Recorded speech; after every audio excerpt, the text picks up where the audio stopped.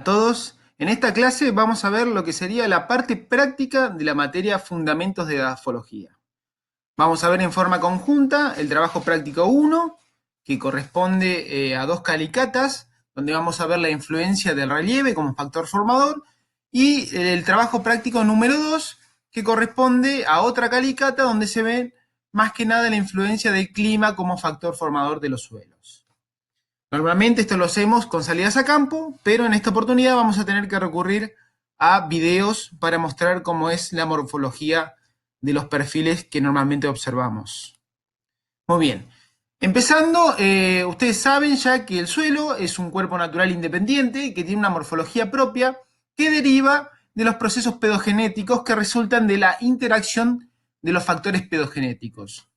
Ustedes también saben que Jenny definió una fórmula de estado de los suelos en donde dice que el suelo es función de 5 factores formadores, es decir, la acción del clima y los organismos sobre un determinado material parental a través del tiempo y controlados por el relieve. Es decir, que cualquier característica del suelo va a depender de la naturaleza y la caracterización de esos 5 factores formadores. Esto a su vez nos imprime una cierta variabilidad, tanto espacial como temporal, de los suelos. Es decir, que si nosotros nos movemos dentro del espacio, los suelos van a variar ya que alguno de esos factores siempre varía, y si nosotros tomamos un mismo suelo y lo monitoreamos a lo largo del tiempo, es decir, durante largos periodos de tiempo, décadas o centurias, vamos a ver que también va a ir evolucionando. Bueno, nosotros para ver un poco esa variabilidad, especialmente la espacial, vamos a recurrir a las dos calicatas. Por una parte, vamos a mirar,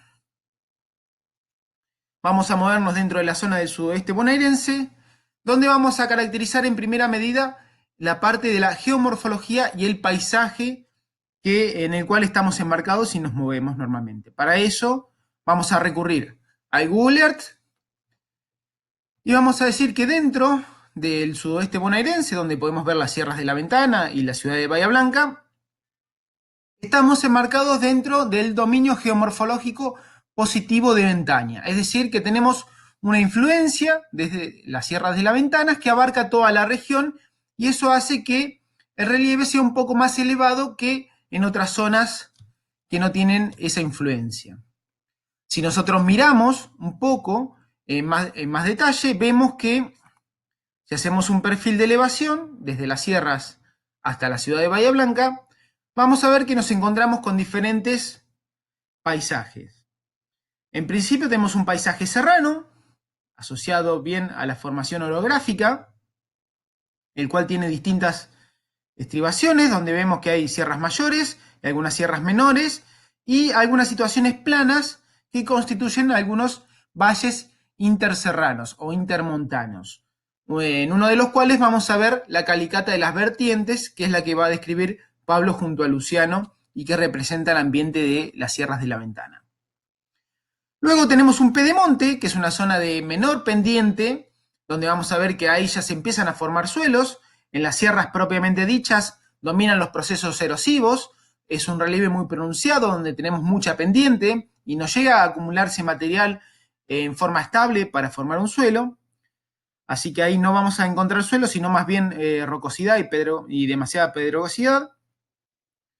Tenemos los valles intermontanos, el pedemonte, que es una zona de menor pendiente, donde se acumula material y sin embargo no constituye una llanura, ya que tiene demasiada pendiente para ello. Y luego se desarrolla lo que llamamos la llanura subventánica occidental, es decir, un ambiente llano que está recortado por algunos valles menores que ustedes pueden ver acá, como estas variaciones de relieve, algunos de los cuales son paleocauces y otros son vías de escurrimiento activas que transportan actualmente agua.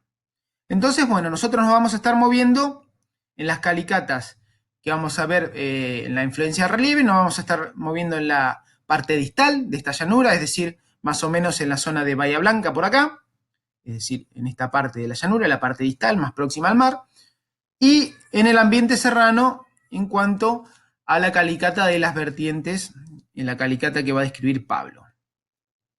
Eso en cuanto al paisaje y la geomorfología que caracteriza a estos ambientes.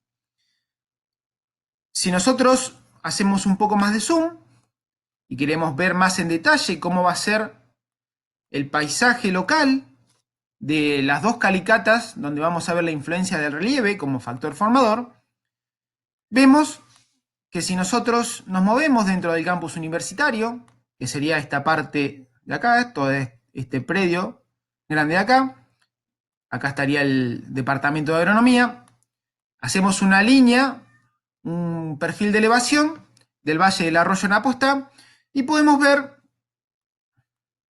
que tenemos una parte de loma donde está instalado el edificio de agronomía, una parte de ladera donde vamos a estar observando una de las calicatas y todo lo que es la llanura de inundación, donde vamos a ver al principio de la misma la otra calicata, de esa manera podemos ver la influencia del relieve, y ustedes ven que esa llanura se extiende bastante hasta encontrar una nueva ladera y una nueva loma en la posición contraria. Bueno, muy bien. Eso en cuanto al trabajo práctico 1, normalmente comparamos esos dos perfiles, viendo la influencia del relieve. Si nosotros queremos ver la influencia del clima, vamos a tener que conocer un poco el clima, y para eso les muestro esto, donde vemos algunas de las isoyetas que están describiendo cómo son las precipitaciones en el sudoeste bonaerense, y vemos que en la ciudad de Bahía Blanca, acá tenemos la isoyeta de 600 y 700, tenemos un clima templado frío, con una media aproximadamente de 15 grados centígrados en cuanto a temperatura, y unas precipitaciones que están entre la isoyeta de los 600 y los 700 milímetros. Más o menos andamos en unos 650 a 660 milímetros por año. Si ustedes ven acá, la zona de la Sierra de la Ventana está acá dentro de esta isoyeta, y vemos que se encuentra por encima de los 800 milímetros. Es decir que en la zona serrana llueven entre unos 150 a 200 milímetros más que lo que llueven en Bahía Blanca. Es decir que de esa manera, observando el suelo que vamos a ver en la zona serrana, vamos a poder constatar cómo es la influencia del clima como factor formador en una posición estable. Bueno, luego de esta pequeña explicación vienen los videos donde ustedes van a ver las distintas calicatas y después van a tener que responder un cuestionario donde vamos a hablar de los factores formadores y de los procesos, y ustedes van a tener que responder algunas preguntitas. Bueno, espero que les haya servido. Hasta luego. Buenas tardes o buenos días, depende de cuando lo vean. Acá estamos en una calicata.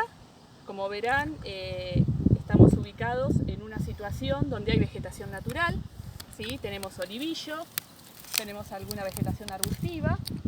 Este sector del paisaje no ha sido alterado por el hombre, ¿sí? O sea, tratamos de que sea lo más prístina posible con la vegetación natural de la zona. El olivillo es una especie indicadora, ¿sí? de suelos arenosos, le gusta desarrollarse en este tipo de suelos, y ya nos da una idea de los que vamos a encontrar en el perfil. Cuando abrimos esta calicata, lo primero que vamos a encontrar es que la profundidad efectiva, es decir, hasta donde hay una limitante, es muy pequeña, ¿sí? Son alrededor de 30 centímetros, después medimos, y lo que vamos a encontrar aquí es el horizonte petrocálcico, ¿sí?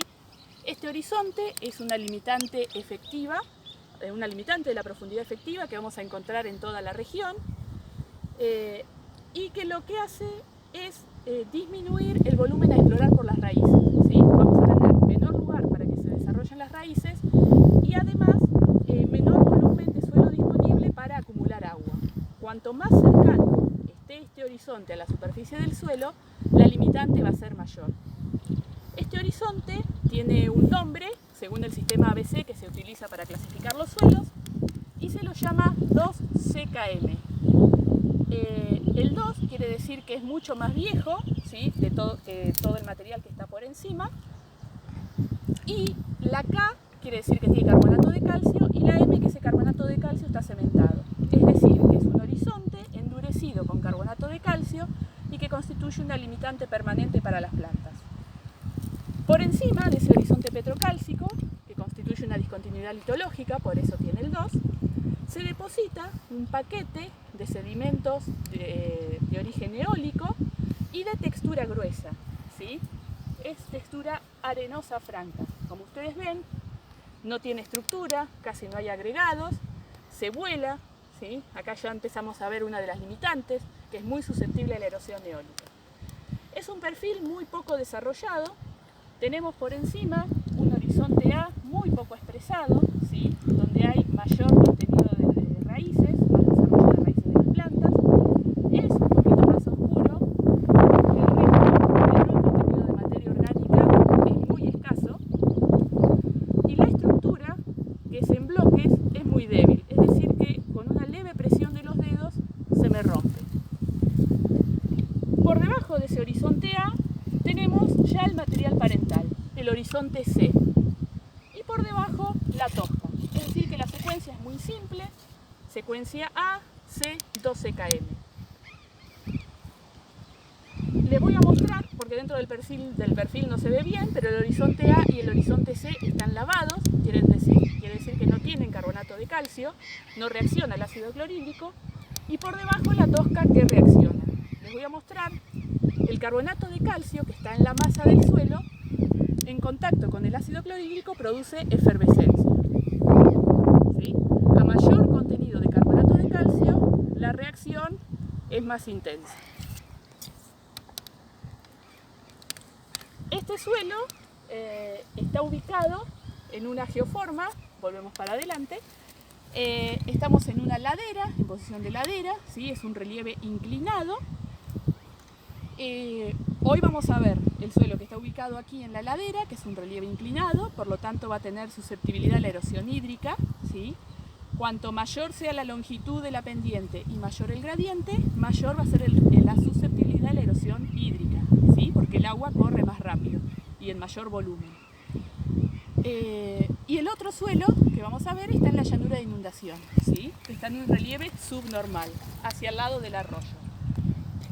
Estas dos geoformas se ubican en el valle aluvial, ¿sí? del arroyo Napostá. Estamos ubicados en el departamento de agronomía. Estamos en la llanura subventánica occidental, ¿sí?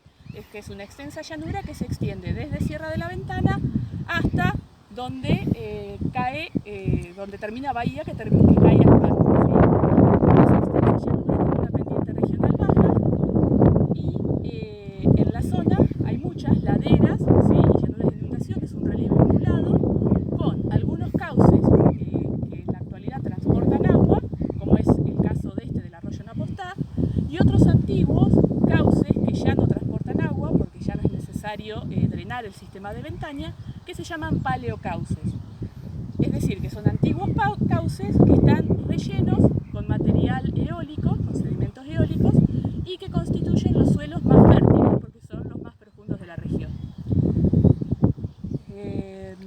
Entonces dijimos que este suelo tenía un uso, como tiene muy poca profundidad efectiva, el uso por supuesto no puede ser agrícola, se lo destinaría a ganadería, si es para ganadería con baja carga, porque fíjense que no se puede hacer agricultura aquí, los riesgos de erosión son muy elevados. Tiene bajo contenido de materia orgánica, dijimos que tenía una baja profundidad efectiva, baja cantidad de nutrientes para las plantas, al tener poca cantidad de materia orgánica. Entonces lo mejor que se puede hacer con este suelo es dejarlo con la vegetación natural que sostiene.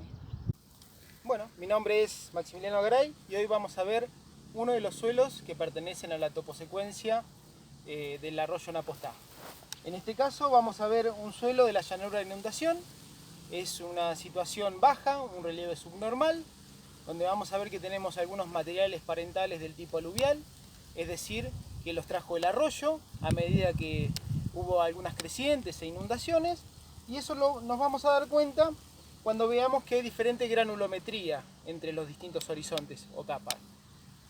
La vegetación que predomina en el sitio son gramíneas del tipo del agropiro, y hay algunos árboles implantados, algunos álamos, y después bueno, un poco de gramilla y otras especies representadas en menor medida. Bueno, como ya dijimos, es una situación subnormal, esto quiere decir que es un plano bajo y con deficiencia en el drenaje. Eso no damos cuenta porque tenemos la presencia de una napa una napa de agua, una capa de agua o capa W que está presente en el perfil. Después vamos a medir bien a qué profundidad está. Bueno, el perfil este se compone de un horizonte superficial A, bien oscuro. Vamos a sacar una pequeña muestra para luego comparar los colores. Un horizonte A oscuro que ha tenido un proceso de melanización fuerte, así como un proceso de génesis de estructura también muy evidenciado. Y después vamos a ver si tiene reacción al ácido clorhídrico, es decir, si tiene carbonato de calcio presente. Este horizonte se termina más o menos por acá, y luego de lo cual viene otro horizonte con una textura un poco más gruesa, con arena un poco más gruesa, la cual va paulatinamente agrandándose en cuanto al tamaño de las arenas. Y así vemos que tenemos algunas capas muy gruesas, prácticamente de arena de construcción. Vamos a sacar otra muestrita para comparar después.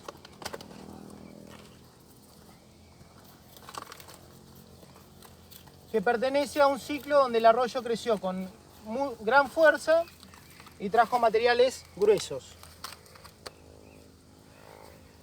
Esta secuencia se va alternando con algunas capas más finas, como puede ser esta, y otra más gruesa, como la que acabo de sacar, hasta llegar a una discontinuidad marcada con un espesor de sedimentos que es considerable y es todo parte del mismo sedimento, de una misma etapa de edafogénesis.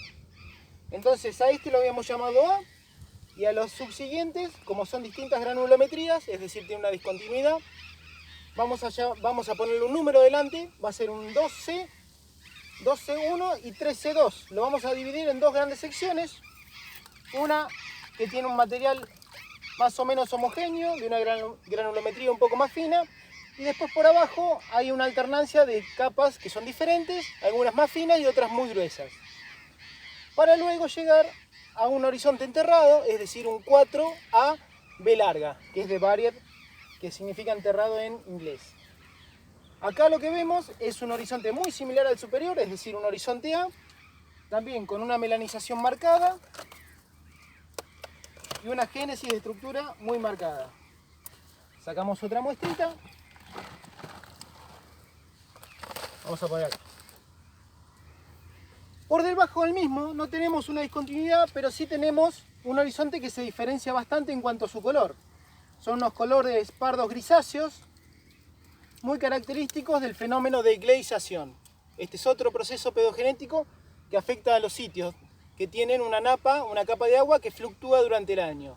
Es decir, hay periodos prolongados donde hay una reducción de los elementos por presencia de agua y ausencia de oxígeno, y otra parte del año donde esa napa baja y hay oxidación de los elementos. Esto genera ese color grisáceo, y también es la causa de la génesis de algunos moteados.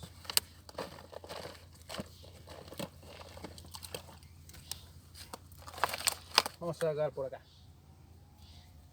Entonces teníamos un horizonte A, 2C1, 3C2, acá hay más capas, recordemos, 4B, como es el mismo material ya no cambiamos el número, 4CG, que muchas veces los dividimos en 4CG1 y más o menos por acá en 4CG2. Pero bueno, no vale la pena hacer mucha diferencia entre estos horizontes que están gleisados. El horizonte A más o menos mide unos 20 centímetros, de 20 a unos 70, 73 centímetros tenemos el 12C1 y el 13C2. Después de 73 a 90 tenemos el horizonte enterrado 4B, y de 90 en adelante tenemos los horizontes gleisados. La capa de agua o capa W lo tenemos a una profundidad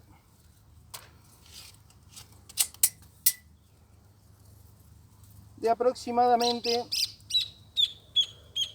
130 centímetros. Esto recordemos que varía a lo largo del año. En estaciones lluviosas el nivel de la napa sube y en estaciones secas baja. Como vemos ahora está un poco más abajo de los horizontes gleisados. Por lo tanto normalmente fluctúa dentro de esta zona. Eso es lo que nos indica el proceso de gleisación.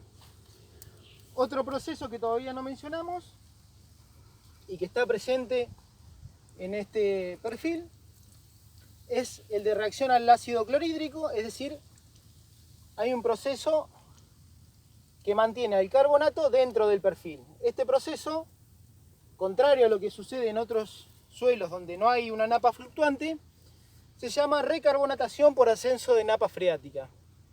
Es decir, que los suelos, a medida que se van lavando, diluyen y mandan hacia abajo y hacen que los carbonatos percolen en el perfil y se vayan cada vez más abajo.